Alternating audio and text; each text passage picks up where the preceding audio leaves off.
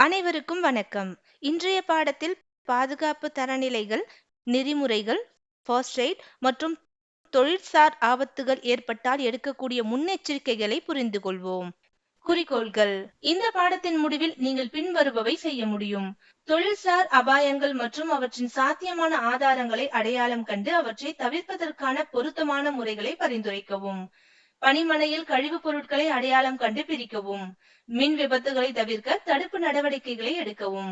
வர்த்தகத்தில் பணிபுரியும் போது பின்பற்ற வேண்டிய முன்னெச்சரிக்கை நடவடிக்கைகளை புரிந்து கொண்டு பயிற்சி செய்யுங்கள்.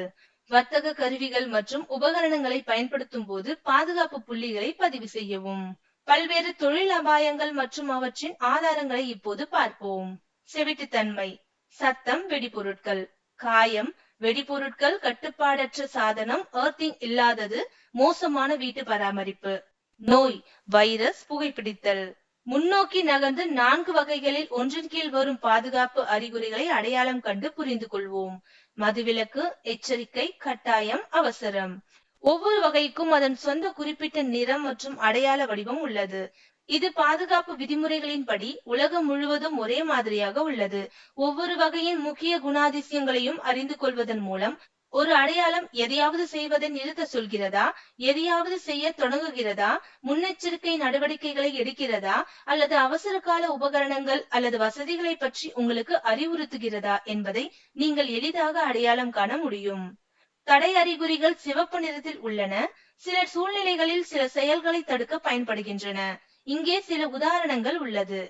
நோ ஸ்மோக்கிங், எரியக்கூடிய பொருட்களை தவிர்க்கவும், தண்ணீரில் அணைக்க வேண்டாம், நுழைய வேண்டாம். எச்சரிக்கை அறிகுறிகள் மஞ்சள் நிறத்தில் உள்ளன மற்றும் சாத்தியமான ஆபத்தை குறிக்கின்றன. உதாரணமாக, ஆபத்து மற்றும் நச்சுத்தன்மை, உயர் மின்னழுத்தம், பொது எச்சரிக்கை, எரியக்கூடிய பொருள். கட்டாய குறியீடுகள் நீல நிறத்தில் உள்ளன மற்றும் பாதுகாப்பாக இருக்க ஒருவர் என்ன செய்ய வேண்டும் என்பதை குறிக்கின்றன. உதாரணமாக, பாதுகாப்பு கையுறைகளை அணியுங்கள், பாதுகாப்பு கண்ணாடிகளை அணியுங்கள், பாதுகாப்பு ஹெல்மெட் அணியுங்கள், காது மஃப்களை அணியுங்கள். அவசர அறிகுறிகள் பச்சை நிறத்தில் உள்ளன மற்றும் அவசர நிலை தொடர்பான வசதிகளின் அருகில் உள்ள இருப்பிடம் அல்லது திசைகளை குறிக்க பயன்படுகின்றன. ஒரு சில உதாரணங்கள்: முதலுதவி, அவசர கால வெளியேற்றலுக்கான திசை, அவசர தொலைபேசி, குடிநீர்.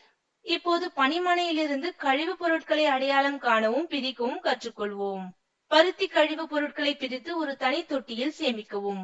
கை மண்வெட்டி மற்றும் தூரிகையை பயன்படுத்தி சில்லுகளை சேகரிக்கவும். வெறும் கைகளால் சில்லுகளை கையாள வேண்டாம். வெவ்வேறு உலோக சில்லுகள் இருக்கலாம் என்பதால் அவற்றை உலோகத்திற்கு ஏற்ப பிரித்து தனித்தனி தொட்டிகளில் சேமிக்கவும். எண்ணெய் சிந்தினால் தரையை சுத்தம் செய்யவும். தொழில் சார்ந்த அபாயங்களை தவிர்ப்பதற்கான பொருத்தமான தீர்வுகளை அடையாளம் கண்டு பின்னர் பரிந்துரைப்பதில் இப்போது நாம் கவனம் செலுத்துவோம். வாஷ் புளோரில் வேலை செய்யும் போது எப்போதும் பொருத்தமான பாதுகாப்பு காலணிகளை அணியுங்கள். பிளம்பிங் ஃபைலில் ஒரு கைப்பிடி இருப்பதை எப்போதும் உறுதிப்படுத்தவும். பால்பின் சுத்தியலுடன் ஒரு ஆப்பு இணைக்கப்பட்டுள்ளதா என்பதை எப்போதும் உறுதிப்படுத்திக் கொள்ளுங்கள். உங்கள் பக்கவாட்டில் திறந்த கருவியை எடுத்து செல்ல வேண்டாம்.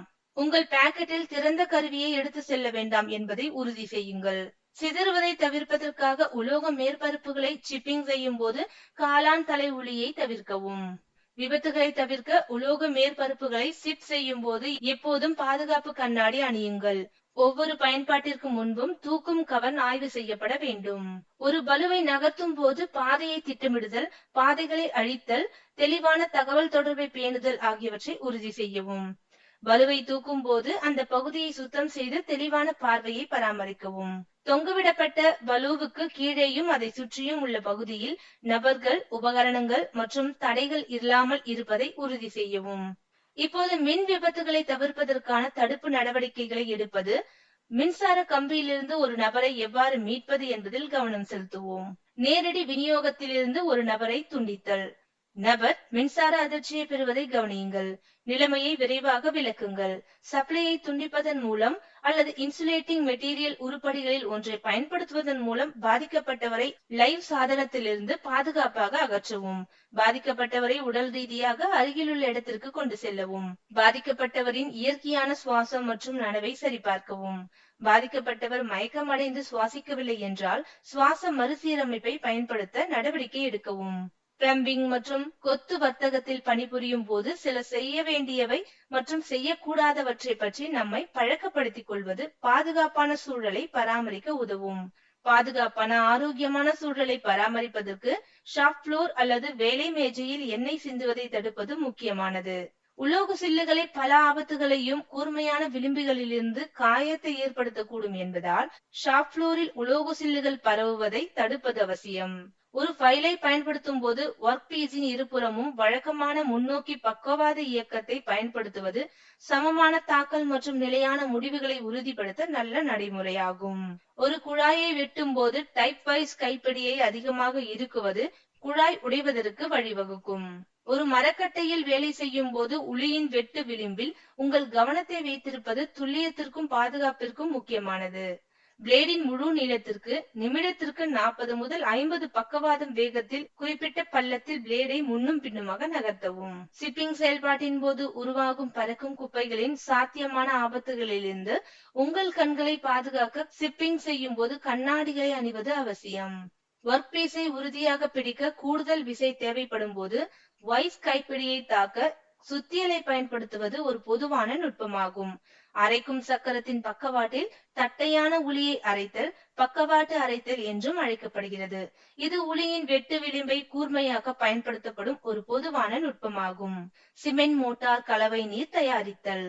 வர்த்தகத்தின் அடிப்படை கருவிகள் மற்றும் உபகரணங்களை பயன்படுத்தும் போது சில பாதுகாப்பு புள்ளிகளை பதிவு செய்வோம். சில ஆட்சியாளர்கள் கூர்மையான விளிம்புகளை கொண்டிருக்கலாம். தற்செயலான வெட்டுக்கள் காயங்களை தடுக்க அவற்றை கவனமாக கையாளவும். தட்டையான ஃபைல். பறக்கும் உலோக சில்லுகள் மற்றும் தூசியிலிருந்து உங்கள் கண்களை பாதுகாக்க எப்போதும் பாதுகாப்பு கண்ணாடிகளை அணியுங்கள். வெட்டுக்கள் சிராய்ப்புகளிலிருந்து உங்கள் கைகளை பாதுகாக்க கையுறைகளை அணிவதை கவனியுங்கள், குறிப்பாக கடினமான கூர்மையான பொருட்களை தாக்கல் செய்யும் போது. பிரிக் பஞ்ச். பறக்கும் குப்பைகள் அல்லது உலோக துண்டுகளில் இருந்து உங்கள் கண்களை பாதுகாக்க எப்போதும் பாதுகாப்பு கண்ணாடிகள் போன்ற பொருத்தமான PPE அணியுங்கள். சிசல். பயன்படுத்துவதற்கு முன்பு உளியின் செயல்திறன் அல்லது பாதுகாப்பை பாதிக்கக்கூடிய ஏதேனும் சேதம் அல்லது குறைபாடுகள் உள்ளதா என்று ஆய்வு செய்யவும். Drill bit. பறக்கும் குப்பைகள் மற்றும் தூசிகளில் இருந்து உங்கள் கண்களை பாதுகாக்க எப்போதும் பாதுகாப்பு கண்ணாடிகளை அணியுங்கள். கையுறைகள் உங்கள் கைகளை வெட்டுக்கள் மற்றும் சிராய்ப்புகளிலிருந்து பாதுகாக்க முடியும், குறிப்பாக கடினமான பொருட்களை துளையிடும் போது. ஸ்கிரைபர். தளர்வான அல்லது விரிசல் உதவி குறிப்புகள் உலோக உடலில் பர்ஸ் அல்லது மந்தமான புள்ளிகள் போன்ற எந்த சேதத்தையும் சரிபார்க்கவும். சேதமடைந்த ஸ்கிரிப்பர் உடைந்து காயத்தை ஏற்படுத்தக்கூடும். ஹேமர். சுத்தியல் தலையுடன் தற்செயலான தொடர்பை தவிர்க்க உங்கள் கைகளை வேலை நிறுத்த மண்டலத்திலிருந்து விலக்கி வைக்கவும். Try square.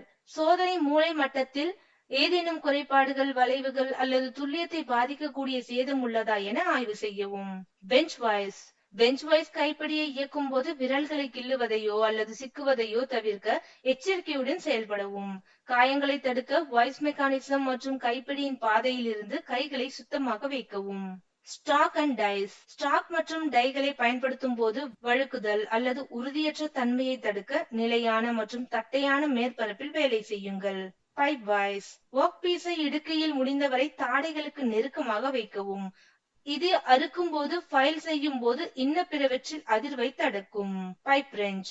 குழாய் குரடு திருப்பும் போது அதிகப்படியான சக்தி நழுவல் மற்றும் சாத்தியமான காயத்திற்கு வழிவகுக்கும்.